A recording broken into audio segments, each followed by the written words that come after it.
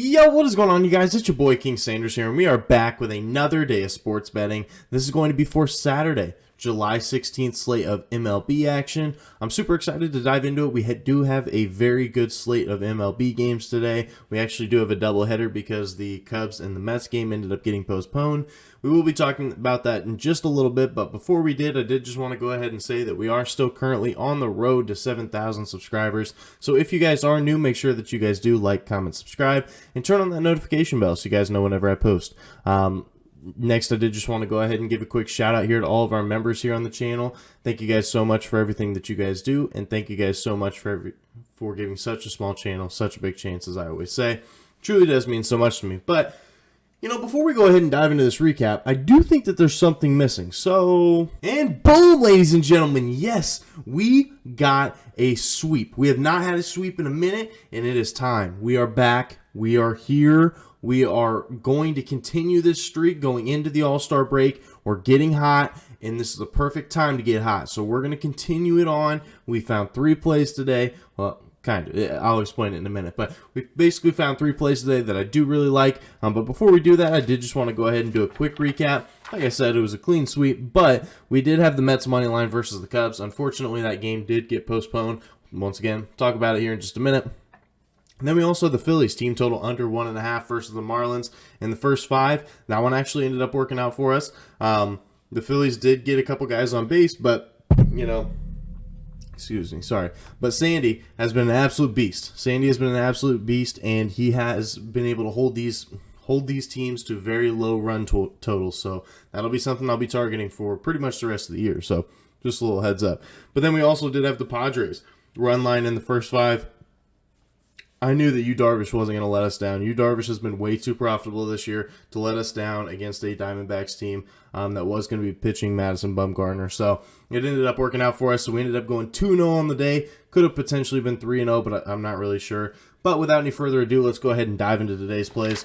So our first play of the day, we're taking the Mets money line once again here versus the Cubs at minus 140 odds.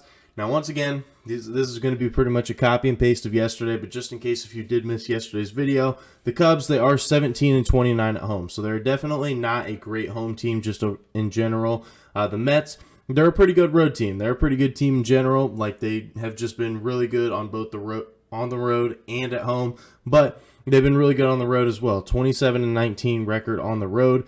The Mets are also 43-20 as a favorite this year, and 16-9 as a road favorite. So anytime that they are projected to get things done here versus the books, a lot of times they do. They've been a very good team when it comes to winning as a favorite.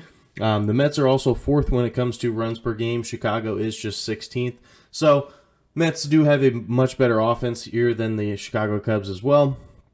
And the Mets are also 6th when it comes to runs allowed per game, and the Cubs are 27th. So not only do the Mets have a better offense than them, but they also have a much better defense. So I think that we do see a ton of value here for a Mets team. There's no reason it should be minus 140. Once again, I'm perfectly fine if this is a trap play. I'll be willing to take it, but I still love this play.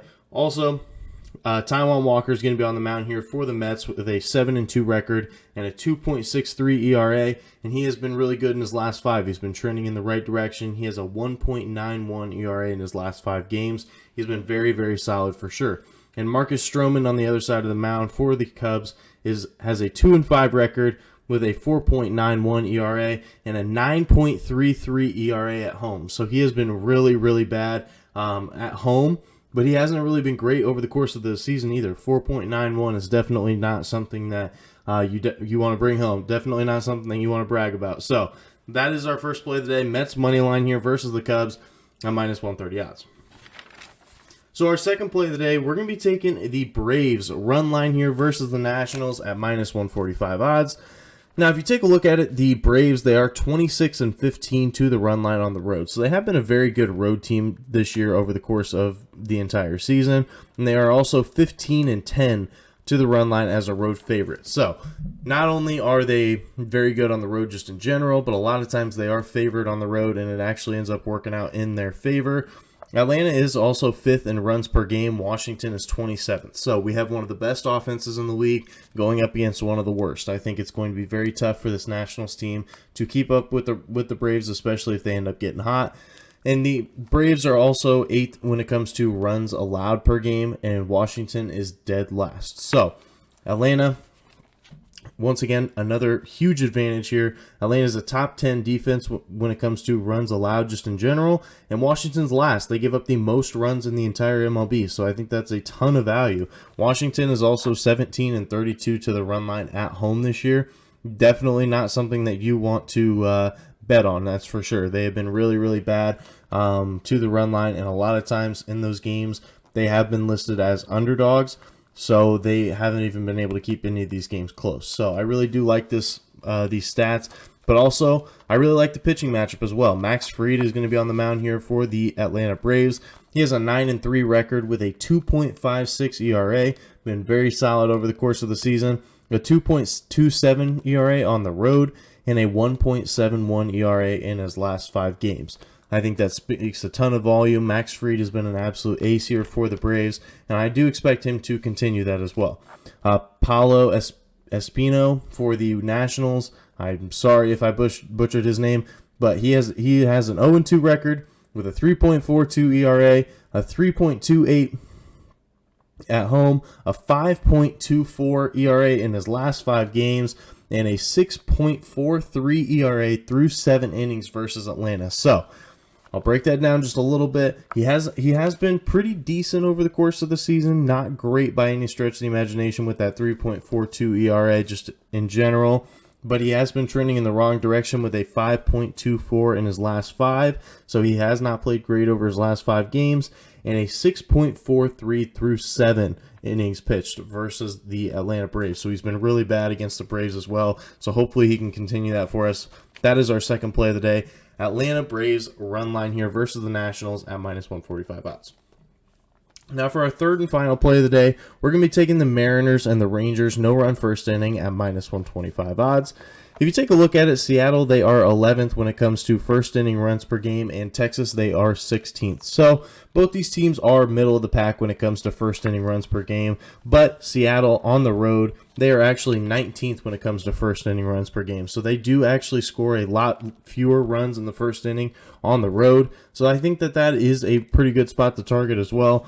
Seattle is also 24th in runs per game over the course of the entire season. Texas is 8th, and they actually do average 0.13 runs per game less, like in the first, they average 0.13 runs per game less at home this year. So they have been a little bit worse at home when it comes to scoring runs. Not a huge advantage, but I do think it is a good one.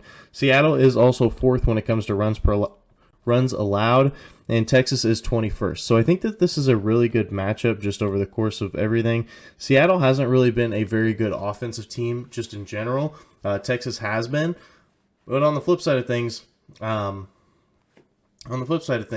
the Mariners have been a very good defensive team, and the Rangers have not. So with all these things being said, I think that it is a very good wash between the two teams since Texas can't really play defense very well. It's a good thing that Seattle can't really hit very well either, and it's kind of the same thing for the flip side. Since Texas can hit very well, it's a good thing that Seattle has a very good defense. So I think that we do see a little bit of value there. Also, Spencer Howard's going to be on the mound here for Texas. Now, his ERA, if you're just looking at it from over the course of everything, it's not good. He has an 8.04 ERA. But at home this year, he's actually been pretty dang solid. He has a 2.7 ERA at home this year. So at home is definitely where you want to target Mr. Howard. And on the flip side of things, Logan Gilbert for the Mariners has actually just been really good over the course of the season. 2.8 ERA over the season, a 2.47 on the road, and a 0.71 through 12 innings pitched versus the Rangers. So he has been really solid against this Rangers team. So hopefully it does end up working out for us. That's our third and final play of the day. Mariners and the Rangers, no run first inning at -125 odds. So that is going to do it for today's video. If you guys did enjoy, make sure you guys do like, comment, subscribe, and turn on that notification bell so you guys know whenever I post.